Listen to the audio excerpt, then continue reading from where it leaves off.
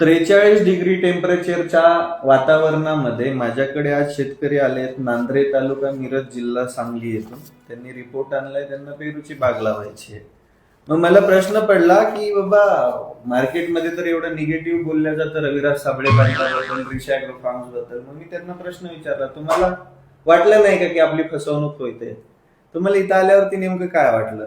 आहे फसवणूक? फसवणुकीचा काही विषयच नाही. आम्हाला तुमचं सल्ला आणि हे योग्य वाटलं म्हणून तर आम्ही एवढ्या लांबून इथपर्यंत आलो.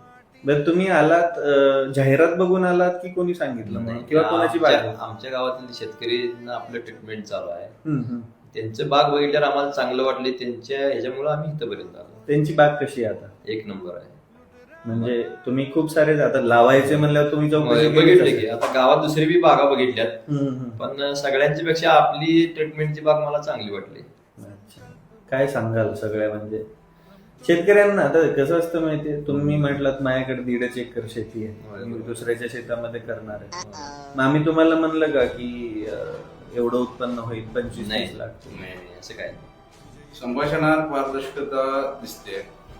शिवाय म्हणजे सडेतोड आणि तडफदार व्यक्तिमत्व असल्यामुळं आम्ही त्यांच्या प्रभावामुळं म्हणला तर काही हरकत नाही, आम्ही स्वप्नील लावटी साहेबांच्या मार्गदर्शनाखाली इकडे आलेलो आहे आणि आम्हाला त्यांचा स्वभाव भरपूर आवडलेला आहे.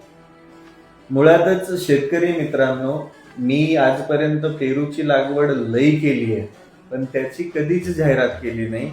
माझ्याकडे येणारा शेतकरी माझ्या जाहिरातीवरती किंवा व्हिडिओवरती येत नाही, तर ज्या शेतकऱ्यांकडे मी आधी काम करतोय त्यांनी सांगितल्यानंतरच शेतकरी माउथ पब्लिसिटीने इथे येतो.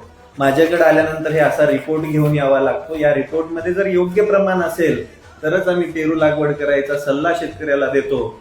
बाकी त्यांनी रोपं कुठून घ्यायची, कन्सल्टन्सी कुठून घ्यायची हे त्यांनी ठरवायचं असतं. पण सुरुवातीच्या काळामध्ये लागणारं ते प्रत्येक गोष्ट आम्ही त्यांना देण्याचा प्रयत्न करतो. तुम्हाला सगळी माहिती दिली ना मी लागवड? 100% एक नंबर पाहिजे तुम्ही. बरं, ऑफिसला एंट्री करायला काही फी आहे? नाही, उलट इथं ऑफिस मध्ये आल्यावर आम्हाला ज्यूस वगैरे पाजले साहेबांनी उन्हातून आल्यामुळे. ते शेतकरी मित्रांनो, तुमचे मित्र ओळखा. मुळातच फसवणूक करण्यापेक्षा शेतकरी मोठा करणारा व्यक्ती मोठा असायला पाहिजे, त्याला कुठेतरी सपोर्ट करणं गरजेचं आहे. आपल्या शेतीला सगळ्यात मोठा श्राप लागलेला आहे तो म्हणजे आपल्या शेतकऱ्याला कोणीतरी मोठं करायला आलं की त्याला दाबण्याचा प्रयत्न होतो, आणि तीच वस्तुस्थिती आहे. त्यामुळे लढायचं शिका आणि शेतीला आणि शेतकऱ्याला मोठं करायचं शिका.